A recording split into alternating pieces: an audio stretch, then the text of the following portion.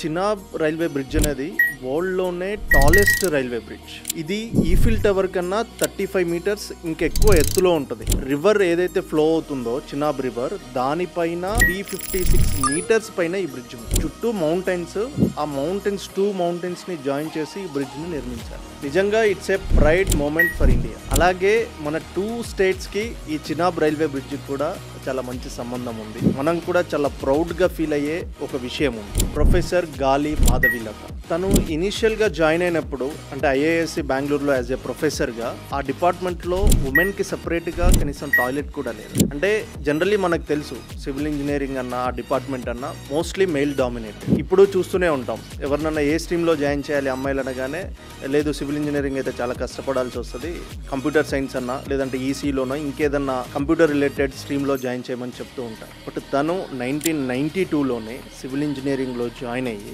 ఇప్పుడు దేశం గర్వించదగ్గ వరల్డ్లోనే టాలెస్ట్ బ్రిడ్జ్ అయిన చినాబ్ రైల్వే బ్రిడ్జ్ నిర్మాణంలో తన పాత్ర నిజంగా చాలా దేశం గర్వించదగ్గది. దేశానికి ఎంతైతే గర్వం ఉందో మన 2 తెలుగు రాష్ట్రాలు కూడా ఈ విషయంలో నిజంగా ఇది మనకు ఒక ప్రౌడ్ మూమెంట్. సో తను ఫాలో అయ్యేటప్పుడు చాలా ఫ్రాక్చర్డ్ రాక్స్, అంటే అక్కడ ఏ రాక్స్ కూడా సాయిల్ కూడా అనుకూలంగా ఉండదు. మనం ఏదో ఒక ఫిక్స్డ్ ప్లాన్ తీసుకొని ఫిక్స్డ్గా ఇది ఈ ప్లాన్, దీనికంటే ఇంటికి ఏ విధంగా అయితే కన్స్ట్రక్ట్ చేస్తామో అలాంటి ప్లాన్తో మనం వెళ్ళలేము. సో అందుకోసమని తను డిజైన్ యాజ్ యూ గో అప్రోచ్ని ఫాలో అయింది. అంటే ప్రాజెక్ట్ ఫేజ్ వైజ్ ముందుకెళ్తూ ఉంటే ఆ టెరైన్కి తగ్గట్టు తను ఆ ప్లాన్ని మార్చుకుంటూ రిఫైన్ చేసుకుంటూ ఆ ప్రాజెక్ట్ని చేయడం జరిగింది. సో ఇది వెరీ డైనమిక్. ఇంత డైనమిక్ ఎన్విరాన్మెంట్లో ఆల్మోస్ట్ 17 ఇయర్స్ కష్టపడి ఈరోజు మనందరం గర్వించదగ్గ చినాబ్ రైల్వే బ్రిడ్జ్ నిర్మించడంలో తన కృషి ఎంతో ఉంది. Literally we have to salute her work.